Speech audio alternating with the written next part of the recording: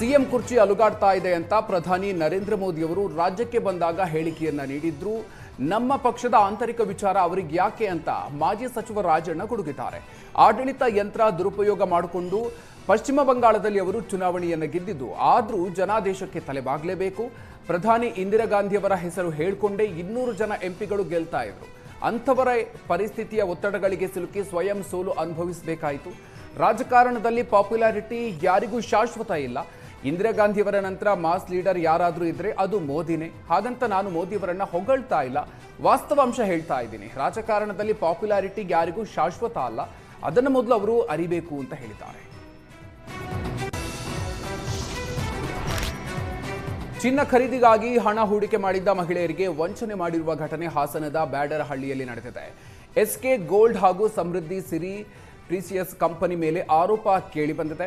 S K gold benefit scheme ನಂಬಿ ಮಹಿಳೆಯರು ಹೂಡಿಕೆಯನ್ನು ಮಾಡಿದ್ರು. ಹಾಸನದ ಸಂಜೀವಿನಿ ಆಸ್ಪತ್ರೆಯ ಬಳಿ ನಕಲಿ ಅಡ್ರೆಸ್ ನೀಡಿದ್ದ ಕಂಪನಿ ಮಹಿಳೆಯರಿಗೆ ತಿಂಗಳಿಗೆ ಸಾವಿರಾರು ರೂಪಾಯಿ ಮಹಿಳೆಯರಿಂದ ಪಡ್ಕೊಂಡಿದೆ. ಜೊತೆಗೆ ಚಿನ್ನ ಗಿರವಿ ಇಟ್ಕೊಳ್ಳೋದಾಗಿ ಹೇಳಿ ಮೋಸ ಮಾಡಿದೆ. ಅಡವಿಟ್ಟಿದ್ದ 95 ಗ್ರಾಂ ಚಿನ್ನಾಭರಣವನ್ನ ಮಾರಿಕೊಂಡಿದೆ ಅಂತ ಕಂಪನಿ ವಿರುದ್ಧ ಮಹಿಳೆಯರು ಆರೋಪ ಮಾಡಿದ್ದಾರೆ. ಇದೀಗ ಚಿನ್ನಕ್ಕಾಗಿ ಪೊಲೀಸ್ ಠಾಣೆ ಎದುರು ಮಹಿಳೆಯರು ಕಣ್ಣೀರು ಹಾಕ್ತಾ ಇದ್ದಾರೆ. ಹಾಸನ ನಗರ ಠಾಣೆಗೆ ದೂರು ನೀಡಲಾಗಿದ್ದು, ನಮ್ಮ ಹಣ ಮತ್ತು ಚಿನ್ನವನ್ನು ಕೊಡಿಸಿ ಅಂತ ಮಹಿಳೆಯರು ಕಣ್ಣೀರಿಟ್ಟಿದ್ದಾರೆ.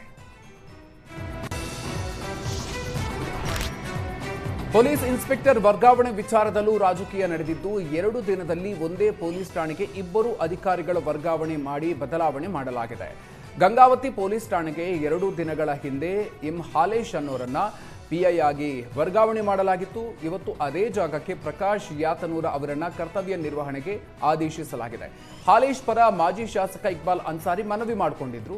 ಸಿಎಂ ಬಳಿ ಮನವಿ ಸಲ್ಲಿಸಿದ ಬಳಿಕ ಎಂ ಹಾಲೇಶ್ ವರ್ಗಾವಣೆಯಾಗಿತ್ತು. ಇದೀಗ ಕೇವಲ 48 ಗಂಟೆಯಲ್ಲೇ ಮತ್ತೆ ಆದೇಶದಲ್ಲಿ ಬದಲಾವಣೆ ಮಾಡಲಾಗಿದೆ. ಗೃಹ ಸಚಿವರನ್ನ ಭೇಟಿ ಮಾಡಿದ ಅನ್ಸಾರಿ ವಿರೋಧಿ ಬಣ ಹಾಲೇಶ್ ಜಾಗಕ್ಕೆ ಪ್ರಕಾಶ್ ಯಾತನೂರ ನೇಮಕ ಮಾಡುವಂತೆ ಹೇಳಿದ್ರು.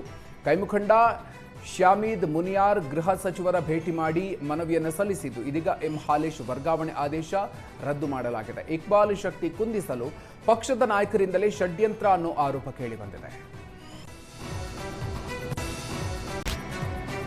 ಪಶ್ಚಿಮ ಬಂಗಾಳದಲ್ಲಿ ಸರ್ಕಾರ ಬದಲಾಗಿದೆ. ಹೀಗಾಗಿ ಬೆಂಗಳೂರು ಪೊಲೀಸರಿಗೆ ಬಾಂಗ್ಲಾ ವಲಸಿಗರ ಟೆನ್ಷನ್ ಶುರುವಾಗಿದೆ. ಬಾಂಗ್ಲಾ ವಲಸಿಗರು ಬೆಂಗಳೂರು ಕಡೆಗೆ ಮುಖ ಮಾಡುವ ಶಂಕೆ ಇದ್ದು ಅಲರ್ಟ್ ಆಗಿರೋದಕ್ಕೆ ಪೊಲೀಸ್ ಕಮಿಷನರ್ ಸೂಚನೆ ಕೊಟ್ಟಿದ್ದಾರೆ. ಬೆಂಗಳೂರು ಕಡೆಗೆ ಸದ್ದಿಲ್ಲದೆ ಬರುವ ಬಗ್ಗೆ ಗುಪ್ತಚರ ಇಲಾಖೆ ಮಾಹಿತಿ ನೀಡಿದ ಹಿನ್ನೆಲೆಯಲ್ಲಿ ಸ್ಥಳೀಯ ಪೊಲೀಸರಿಗೆ ಸೀಮಂತ್ ಕುಮಾರ್ ಅಲರ್ಟ್ ಆಗಿರೋದಕ್ಕೆ ಸೂಚನೆ ಕೊಟ್ಟಿದ್ದಾರೆ. ಬೆಂಗಳೂರು ನಗರಕ್ಕೆ ಹೊಸದಾಗಿ ಬಂದು ನೆಲೆಸಿದವರ ಮೇಲೆ ಕಣ್ಣಿಟ್ಟಲಾಗಿದ್ದು, ಈಗಾಗಲೇ ಪ್ರತಿ ಠಾಣಾ ವ್ಯಾಪ್ತಿಯಲ್ಲಿ ಬಾಂಗ್ಲಾ ವಲಸಿಗರ ಪತ್ತೆಗೆ ಕಾರ್ಯಾಚರಣೆಗೆ ಪೊಲೀಸರು ಇಳಿದಿದ್ದಾರೆ.